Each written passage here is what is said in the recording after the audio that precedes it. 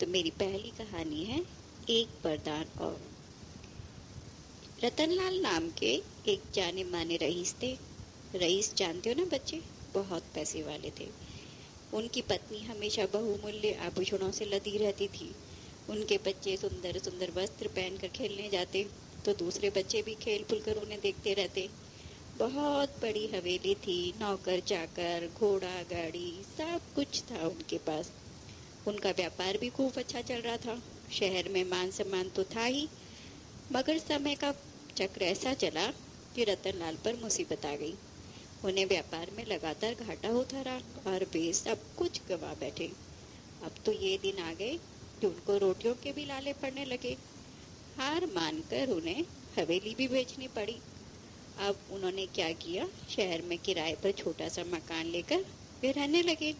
खाने को ही कुछ न मिलता तो बच्चों की पढ़ाई लिखाई कैसे होती। तो उधर बच्चों के स्कूल भी बंद हो गए। कुछ दिनों तक घर की पुरानी चीजें बेचकर काम चलाया। धीरे धीरे उधार की नौबत आ गई। एक दिन उनके छोटे लड़के ने उनको दीपू को उन्होंने बाजार भेजा था सामान लाने के लिए। लेकिन जो पंसारी था ना, जो घर का सामान जो बेचता है, उसने उधार देने से उसे मना कर दिया। तो पूछने पर दीपू ने बताया कि वो तो कहता है कि पिछला हिसाब चुकता कर दो, कब तक उधार देता रहूंगा। अब बेटे की बात सुनकर रतनलाल को बहुत दुख हुआ। वे कुछ देर तो चुप रहे, मगर परिवार का पेट भरने की भी समस्या थी। लाचार होकर उन्हें उठना पड़ा। मन में सोचते हुए वे बाजार की ओर चल दिए। रास्ते में एक दो परिचित मिले, मगर किसी ने उनसे बात नहीं की। चौराहे पर पहुंचे, आगे बढ़ने ही वाले थे कि एक महात्मा जी को देखकर वे छिटक गए। उन्हें वे बहुत दिन से जानते थे। वे जो महात्मा थे ना, बहुत पहुंचे हुए सिद्ध थे। नगर में वे कभी कभी ही आते थे और अचानक महात्मा जी के दर्शन हो गए। इसे उसने अपना सौभाग्य समझकर आगे बढ़कर उन्होंने महात्मा जी के पैर छू लिए।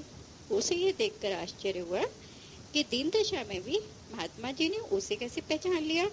अभी तक तो जो नगर में और लोग मिल गए थे, सब तो बिना पहचाने ही आगे बढ़ गए।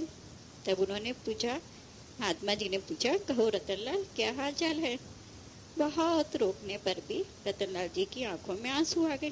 वो बोले, महाराज, हाल तो बहुत खराब है।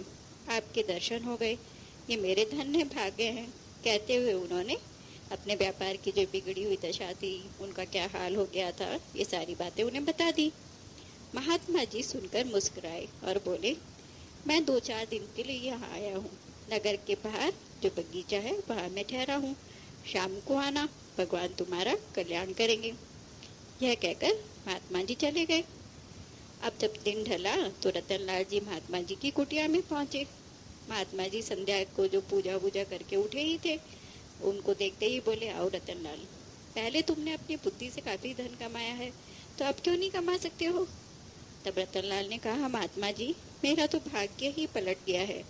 मैं अब इस शहर में ही नहीं रहना चाहता। मन में आता है जहर खा लूं या घर छोड़ दूं। तब महात्मा जी ने उन्हें समझाते हुए कहा, जाओ, किसी तरह थोड़ा सा धन जुटाकर परचूने की दुकान खोलो। परचूने की दुकान जानते हो ना बच्चों, वही जहाँ पे घर का सब आटा दाल चावल सब सामान मिलता है। तो भगवान ने चाहा तो मुसीबत के दिन सुख में बदल जाएंगे। तो महात्मा जी के कहने पर रतनलाल घर लौट आए। रात भर वे सो नहीं सके। दूसरे दिन उनके एक रिश्तेदार से उन्होंने कुछ रुपए उधार लिए और परचूने की एक छोटी सी दुकान खोल ली। अब उनकी पत्नी जो थी वो मिर्च मसाला घर में ही साफ करके भेज देती। दुकान में अच्छी चीजें मिलती, खरीदने वाले भी आने लगे। धीरे धीरे दुकान खूब चलने लगी। 1-2 साल में रतनलाल के पास कुछ पैसा भी इकट्ठा हो गया। घर में खाने पीने की कोई कमी नहीं रही। बच्चे फिर से स्कूल जाने लगे। कुछ वर्ष और बीते। इस बार रतनलाल महात्मा जी से स्वयं मिलने गए। श्रद्धा से उनके चरण छुए और एक बार बैठ गए।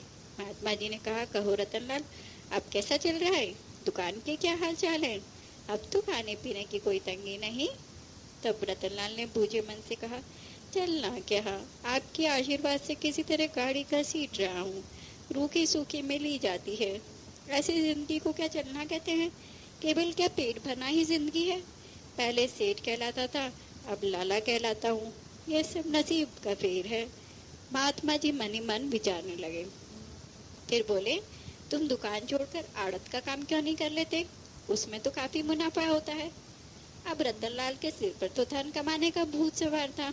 उसने दूसरे दिन से ही आड़त का काम शुरू कर दिया। चमत्कार हुआ, लेन देन लाखों में फैल गया। कई मुनीम और नौकर चाकर उन्हें रखे। रतनलाल की हर इच्छा पूरी हुई। नगर में उसने एक धर्मशाला बनवाई। अब सेठ रतनलाल का नाम शहर में बहुत मशहूर हो गया था। एक दिन वो गद्दी पर बैठे थे, तब उन्होंने देखा कि महात्मा जी चले आ रहे हैं। वे उठ के भागे, जाकर महात्मा जी के चरण पकड़ लिए। उन्हें आदर भाव से लाकर दुकान में बैठाया, जलपान कराया, फल मिठाई मंगाई। महात्मा जी ने कहा, अब तो तुम्हारे सेठ जैसे ठाट बाट हो गए हैं, खुश हो ना? या अब भी कोई कमी खल रही है?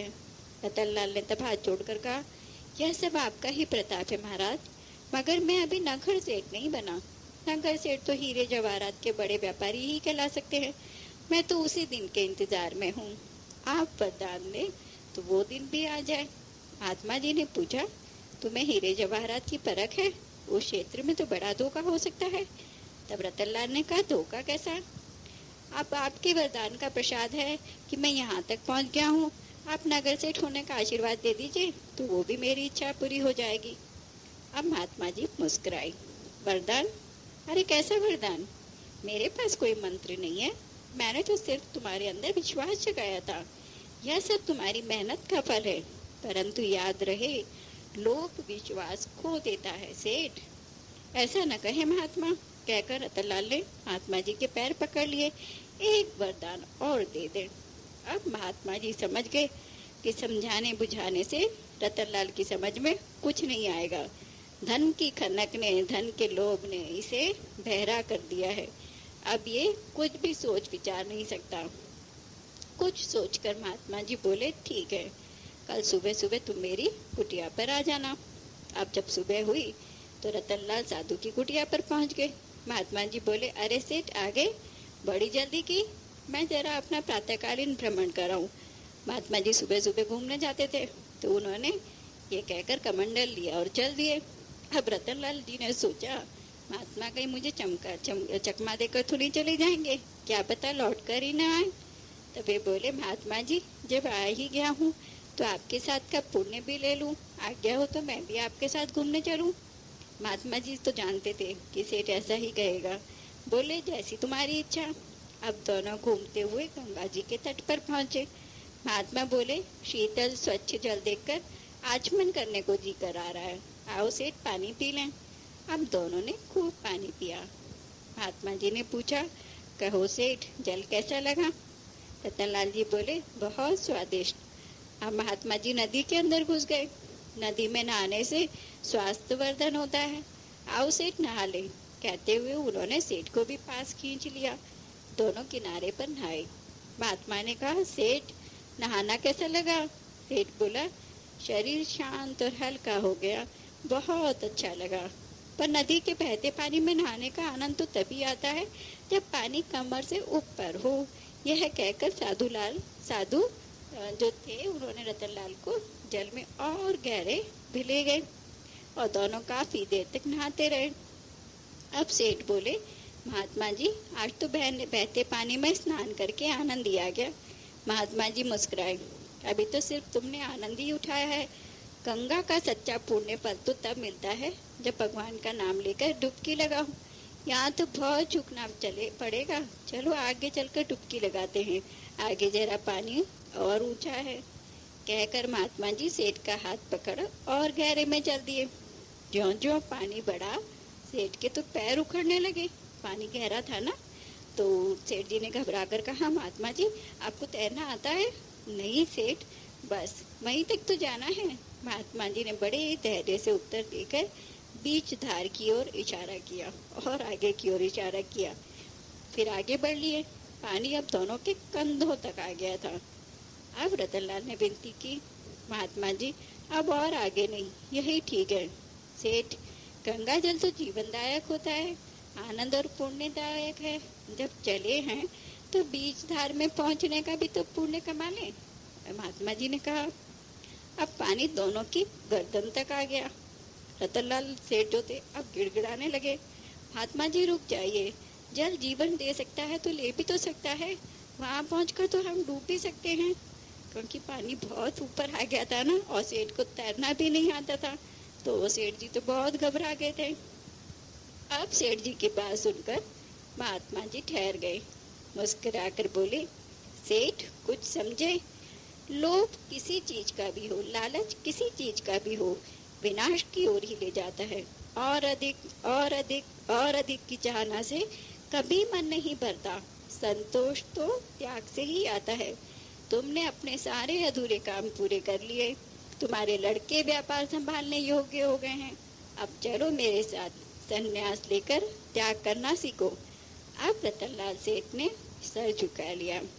महात्मा जी, आपने हीरे जवाहरात की चमक से अंधी हुई मेरी आंखें आज खोल दी, पर मैं ठहरा सांसारिक लोभी प्राणी, एकदम सब कुछ तो न त्याग सकूंगा, मुझे कुछ सोचने का समय दीजिए।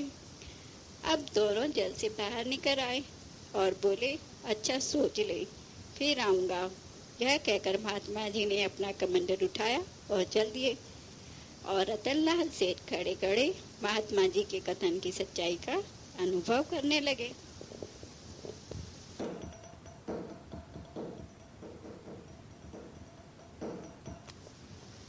बच्चों, अब एक कहानी सुनिए कि इस जीवन से हम कितना मोह रखते हैं और अंत में हमें क्या मिलता है। तो मेरी इस कहानी का नाम है अगला जन्म। किसी नगर में धनीराम नामक एक धनी रहता था। उसके पास बहुत धन था। कभी जब वो अपनी तिजोरी खोलता तो सोने चांदी के भंडार को देखकर उसके घर वाले भी चौंक उठते थे, और इस धन संपत्ति से उसे बहुत लगाव था। दिन रात धन जोड़ने की चिंता में वो लगा रहता था। अब धीरे धीरे धनीराम बूढ़ा होने लगा था, बाल बच्चे भी बड़े हो गए थे। अब उसमें पहले जैसी शक्ति नहीं थी, इससे धीरे धीरे काम धंधे का भार उसके लड़के उठाने लगे। मगर इससे वह खुश नहीं था। उसे सदैव चिंता सताती रहती। सोचता, कहीं बच्चे मेहनत से जुड़ी संपत्ति को फिजूल खर्ची में न उड़ा दें। इससे तिजोरी की चाबी हमेशा अपने पास ही रखता। एक दिन क्या हुआ बच्चों, एक साधु धनीराम के द्वार पर आए। धनीराम को साधु बहुत चमत्कारी लगे। उसने बड़ी श्रद्धा से उनके चरण छुए, बहुत आदर सम्मान दिया। फिर साधु के आगे तश्तरी में मिठाई वगैरह रखी। साधु ने कुछ खाया नहीं। बोले, सेठ, मैं कंदमूल आदि ही खाता हूँ, जंगलों में रहता हूँ। मैं तो इधर से गुजर रहा था, तुम्हारी हवेली देखी तो चला आया। मैं सोचता था कि तुम बहुत सुखी होगे, मगर तुम्हारे चेहरे पर सुख का एक भी चिन्ह नहीं। तुम तो चिंताओं के जाल में जकड़े हुए हो। क्या तुम सचमुच सुखी हो? तब सेठ ने कहा, महाराज, घर गृहस्थी में सुख चैन कैसा, पता नहीं इस जंजाल से कब मुक्ति मिलेगी। आप धन्य हैं, आपको तो जीवित ही स्वर्ग जैसा सुख मिल रहा है। अब साधु मुस्कुराए, कहने लगे, धनीराम, तुम्हें भी जीते जी स्वर्ग भेज सकता हूँ। इस सारी मोह ममता को छोड़ मेरे साथ चलो। अच्छा, आप मुझे स्वर्ग भेज सकते हैं? अरे, इससे बड़ा अवसर और क्या मिलेगा? धनीराम खुशी से बोला। तभी उसका हाथ जेब में रखे चाबी के गुच्छे पर गया। अचानक उसका चेहरा उतर गया और उसका सारा उत्साह भंग हो गया। अब वो मुंह लटकाकर बोला, महाराज, आप ठीक कहते हैं, मगर इस उम्र में आपके साथ जंगलों में घूमना मेरे लिए जरा कठिन है, और मुझे आदत भी तो नहीं है। और फिर बाल बच्चे अभी तो व्यापार में कच्चे हैं, कुछ ही दिन तो हुए हैं उन्हें व्यापार में आए हुए। मुझे कुछ दिन की और मोहलत दें, सारी जिम्मेदारी लड़कों को सौंप दूं, फिर निश्चिंत होकर आपके साथ चलूंगा। अब महात्मा जी तो महात्मा जी ठहरे, उसके मन की बात समझ गए। वो तो चमत्कारी थे। बोले, ठीक है, जैसी तुम्हारी इच्छा, मैं फिर आऊंगा, तभी चले चलना। धीरे धीरे कुछ वर्ष और गुजर गए। एक दिन वही साधु फिर धनीराम के पास आ पहुंचे। उस समय धनीराम अपने पोते को, अपने बेटे के बेटे को गोद में खिला रहा था। साधु को देखकर उन्होंने प्रणाम किया। कुशल पूछने के बाद साधु ने कहा, कहो सेठ, अब क्या विचार है? अब तो तुम्हारे बच्चों के भी बच्चे हो गए, बेटों को काम धंधा भी सिखा दिया। अब धनीराम चुप, कभी साधु की ओर देखता, कभी पोते की ओर, कुछ कह न सका। फिर धनीराम ने साधु के पैर पकड़ लिए। बोला, आप ठीक कहते हैं, मगर इस पोते ने मुझे मुसीबत में डाल रखा है। इसका तो पिता व्यापार में उलझा रहता है, माँ तो काम में बिजी लगी रहती है, व्यस्त रहती है, और मैं इसके मोह जाल में इतना फंस गया हूँ। मैं इसे छोड़ नहीं सकता, मुझे इसी की चिंता सताती रहती है। ये थोड़ा बड़ा हो जाए, पैरों चलने लगे, तब मैं बेफिक्र होकर आपके साथ जरूर चलूंगा। मैं तो उसी दिन के इंतजार में हूँ जब घर गृहस्थी का झंझट सिर से हटे। तब साधु ने कहा, ठीक है, अभी ठहर जाता हूँ, फिर आऊंगा, मगर इस बार तैयार रहना। धनीराम ने हाँ भर दी। साधु चले गए और समय अपनी गति से भागता रहा। इस तरह काफी समय बीत गया। एक दिन साधु फिर धनीराम के घर आ पहुंचे। पूछने पर पता चला धनीराम को तो मरे हुए 2 वर्ष बीत चुके हैं। साधु ने अपनी शक्ति से देखा, धनीराम कुत्ता बने हुए उसी दरवाजे पर बैठे हैं। साधु कुत्ते के पास गए, कान में कहा, देखा धन के लालच का फल। मेरे साथ चले चलते तो कुत्ता क्यों बनते? अब भी समय है, चलो मैं इस योनि से तुम्हें मुक्ति दिला देता हूँ। साधु की बात सुन कुत्ते ने अपना कान पर पड़ाया और कहा, अब तो जो होना था हो गया, मगर मुझे यह संतोष है कि मरकर कुत्ता ही बना। अब अपनी कमाई धन संपत्ति की रक्षा तो कर रहा हूँ। दोनों बेटे एक से बढ़कर एक हैं, रात को तान कर सोते हैं। मैं न हो तो चोर धन चुरा कर ले जा सकते हैं। भला स्वर्ग कौन नहीं जाना चाहता? आप कुछ दिन और ठहर जाएं, जब बेटे बूढ़े होने लगेंगे तो घर में रहेंगे और अपने घर का सामान की रखवाली कर सकेंगे, तब मैं आपके साथ चलूंगा। साधु ने कुत्ते को देखा, धीरे से कहा, तेरी मर्जी। 5-6 साल और बीत गए। घूमते फिरते साधु फिर धनीराम की हवेली के पास से गुजरे। उन्हें उस कुत्ते का ध्यान आया। दरवाजे पर देखा, इधर उधर ढूंढा, मगर कुत्ता नहीं मिला। सामने से धनीराम का बेटा आ रहा था। उसके भी बाल अब पकने लगे थे, वो भी थोड़ा बूढ़ा होने लगा था। साधु ने पूछा, अरे भाई, 5-6 वर्ष पहले मैंने एक काला कुत्ता देखा था, वह तुम्हारा पालतू था ना, कहाँ गया? धनीराम का बेटा उत्सुकता से साधु की ओर देखने लगा। बोला, जी वह तो पिछले साल मर गया, आप उसे क्यों पूछ रहे हैं? कुछ नहीं, वैसे ही, कहकर साधु ने उसे टाल दिया और फिर अपनी शक्ति से धनीराम के नए जन्म की खोज की कि अब धनीराम ने किस योनि में जन्म लिया है। अब पता चला धनीराम तीसरे जन्म में मेंढक बना हुआ है। और वो कहाँ था मालूम है बच्चों? जो हवेली के पास बना हुआ कुआं था ना, उसी में वह रह रहा था। साधु कुएं के पास गया, उन्होंने आवाज लगाई। साधु की आवाज सुनकर मेंढक को अपने पिछले जन्म की याद आ गई। वह पुदक पुदक कर पानी के ऊपर आ गया। साधु ने अपनी शक्ति से, अपने तपोबल से उसे कुएं के ऊपर बुला लिया। साधु ने कहा, अरे धनीराम, देख ली अपनी गति, तुम्हारा क्या हाल हो गया है? अब तो छोड़ो इस चोले को, चल जल्दी से मेरे साथ चल, तुझे स्वर्ग पहुंचा देता हूँ। मेंढक बोला, महाराज, मेरे पोते की बहुएं कुएं पर पानी भरने नहाने आती हैं, तो मैं उनके जेवर की रखवाली करता हूँ। जब मेरे पोते नहाने आते हैं, व्यापार की, धन दौलत की बातें करते हैं, तो मुझे बड़ी शांति मिलती है। साधु ने कहा, अरे मूर्ख, अब भी चेत जा, अब भी संभल जा, अब भी समय है। क्या सुनकर मेंढक ने पानी के अंदर छलांग मारी। कहा, साधु जी, आप तो हाथ धोकर मेरे पीछे पड़ गए। पहला अपनी हवेली को छोड़, मैं क्यों स्वर्ग जाने लगा? आप ही क्यों नहीं चले जाते स्वर्ग? मेंढक टर टर बोलने लगा। अब साधु को भी गुस्सा आ गया। उन्होंने श्राप देते हुए कहा, जा, अब से तू स्वर्ग नरक के चक्कर में जीवन भर टर टर ही करता रहेगा। बच्चों, अब आपको एक कहानी सुनाती हूँ, गुरु घंटाल। एक दिन एक सियार घूमता घूमता एक मंदिर में पहुंच गया। मंदिर में सियार को और कुछ तो मिला नहीं, एक घंटा मिल गया। घंटे को मुंह में दबाकर वह अपनी मान में ले आया। एक पत्थर के टुकड़े से सियार ने घंटे को बजाया तो घंटा टन टन बजने लगा। अब तो सियार बड़ा खुश हुआ। दूसरे दिन बड़े सवेरे सियार अपनी मान में से निकला और जो कोई जानवर उसे मिलता उसी से वह कहता, वन के देवता ने मुझे इस वन के पशुओं का गुरु बनाया है और उन्होंने मुझे मंत्र दिया है, गड़बड़ गिल्ला गड़ाम, भैया भू बड़ाम, झाबर झल्ला जन, टन टना टन टन। अब उसने वन के पशुओं से यह भी कहा कि वन के देवता आकर उसकी मांद में बैठे हैं, जहाँ पे ये रहते हैं ना सियार, उस जगह को मांद कहते हैं। और उसने कहा कि उन देवता ने कहा है कि जो वन के गुरु की आज्ञा नहीं मानेगा उसे वे मार देंगे। शेर, चीता, रीछ, भेड़िया सब सियार की मांद पर आए। सियार ने मांद में जाकर घंटा बजा दिया और सब पशुओं ने समझा कि वन के देवता बोल रहे हैं। उन्होंने सियार को अपना गुरु मान लिया। अब सियार क्या करता है बच्चों, वो सब जानवरों पर अपना रौब जमाने लगा। वह सबको आज्ञा देने लगा। सब जानवर उसको प्रणाम करने लगे और उसकी आज्ञा मानने लगे। उसी जंगल में एक बूढ़ी लोमड़ी रहती थी। एक दिन वह सियार के पास से निकली। लोमड़ी ने सियार को प्रणाम नहीं किया तो सियार गुस्सा होकर बोला, गड़बड़ गिल्ला गड़ाम कर लोमड़ी प्रणाम।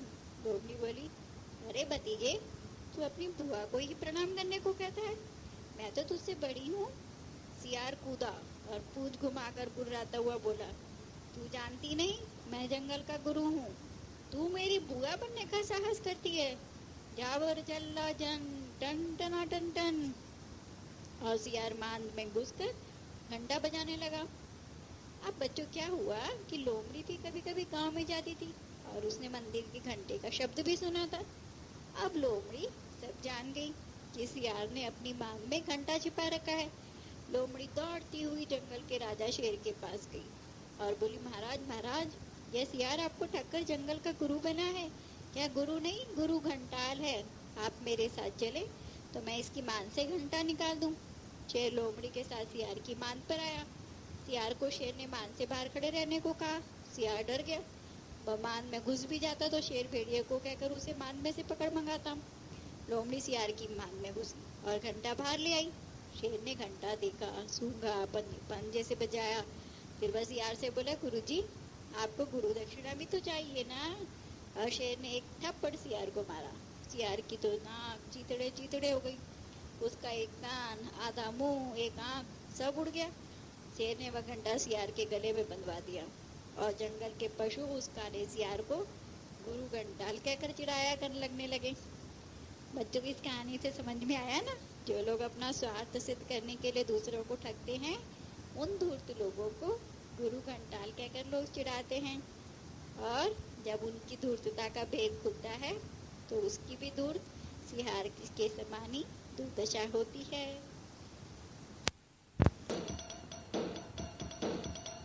अब बच्चों कहानी सुनो, ढपोर शंख। एक छोटा सा गांव था। उस गांव में एक ब्राह्मण रहते थे।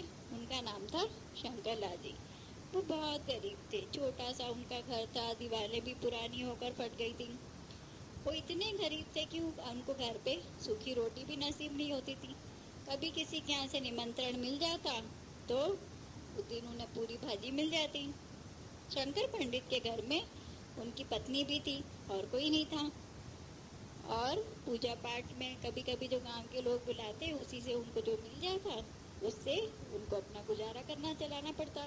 वे न भिक्षा मांगते, न दान लेते, न खेती करते थे। उनके घर में कोई मेहमान भी नहीं आता था।